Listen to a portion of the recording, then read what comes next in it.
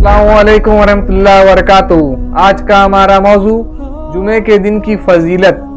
जुमे के दिन की फजीलत के ताल्लुक से आज आपके सामने कुछ बातें रखने की कोशिश करूंगा, इस उम्मीद के साथ कि अल्लाह तबारक व तआला हमें इस पर अमल करने की तौफीक अता फरमाए।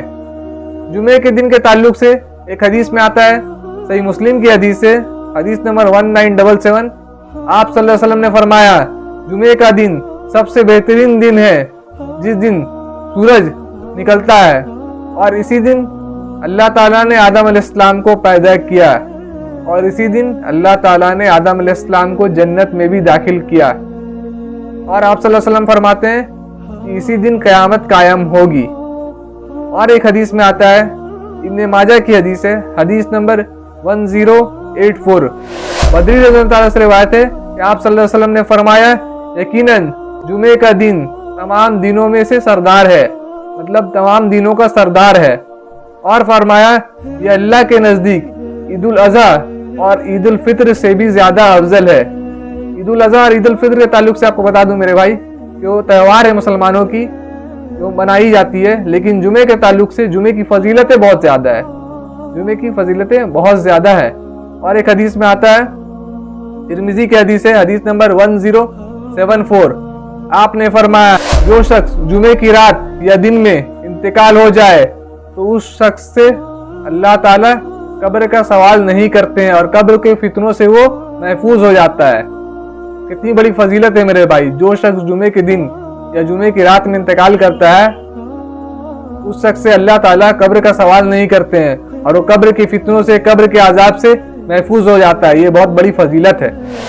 जुमे की फजीलत के ताल्लुक से और एक हदीस में आता है, अबू दाऊद की हदीस है, हदीस नंबर 1084। आप सल्लल्लाहु अलैहि वसल्लम ने फरमाया, जुमे की दिन एक घड़ी ऐसी आती है जिस घड़ी में अल्लाह ताला दुआ कबूल करते हैं, मतलब उस घड़ी में दुआएं रद्द नहीं होती है। आगे आप सल्लल्लाहु अलैहि वसल्लम ने फरमाया, इस घड़ी को असर के बाद तलाश किया करो, इस घड़ी को असर के बाद तलाश किया करो। लिहाजा मेरे भाई हमें चाहिए कि जुमे के दिन की फजीलतों को समझें और ज्यादा से ज्यादा इस दिन में सुन्नतों पर अमल करें।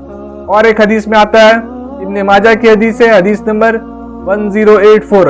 आप सल्लल्लाहु अलैहि वसल्लम ने फरमाया, जुमे के दिन अल्लाह के मुकर्रब फरिश्ते और जमीन, आसमान, चांद, सूरज, पानी, जितने कुछ है ये सब डरते हैं, खौफ में रहते हैं, क्योंकि जुमे के दिन ही क़यामत कायम होगी। तो हमें चाहिए कि जुमे के दिन ज़्यादा से ज़्यादा सुन्नतों पर अमल करें और अपनी मग़फ़िरत करवाने की कोशिश करें। और एक हदीस में आता है, सही मुस्लिम की हदीस है, हदीस नंबर 1982। आपने फरमाया, तुमसे पहली जो कौम थी उसे भी जुमा का दिन आजमाया गया था, लेकिन उन्होंने इसका कोई फ़ायदा नहीं उठाया। लिहाजा हमें चाहिए कि हम जुमे के दिन का पूरा से पूरा फ़ायदा उठाएं और अपनी मग़फ़िरत करवाएं।